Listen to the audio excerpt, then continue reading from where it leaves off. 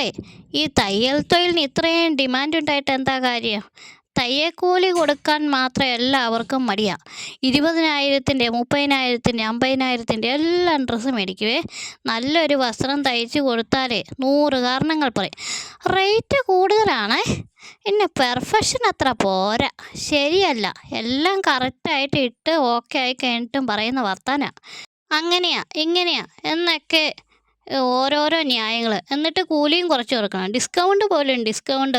എന്താ അല്ലേ?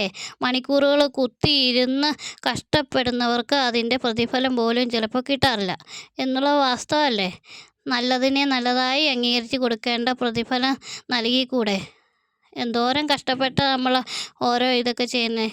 നടുവിന് വേദനയും എല്ലാം ഇതിൻ്റെ പാർശ്വഫലങ്ങളായിട്ട് അനുഭവിക്കുന്നുണ്ട്. വെളിയിൽ നിന്ന് നോക്കുന്നവർക്ക് എന്തറിയാം, ഇത്രയും കഷ്ടപ്പെടുന്നുണ്ടോ? നോക്കിയിരിക്കുക. അവർ നോക്കുമ്പോഴത്തേക്ക് എന്താ ചെയ്യുക? ചുമ്മാ കുത്തിയിരിക്കുന്നു, തയ്ച്ചു വിടുന്നു. ഒരു മെഷീനല്ലേ പ്രവർത്തിക്കുന്നത്, എന്നിട്ട് ഇവർക്ക് എന്തിനാ ഇത്രയും രൂപ മേടിക്കുന്നത് എന്നൊക്കെ അതൊന്ന് ചെയ്തു നോക്കണം. അതിൻ്റെ അതറിയാം. ഞാൻ പറഞ്ഞാൽ ശരിയല്ലേ? നിങ്ങൾക്ക് തോന്നിയിട്ടില്ലേ?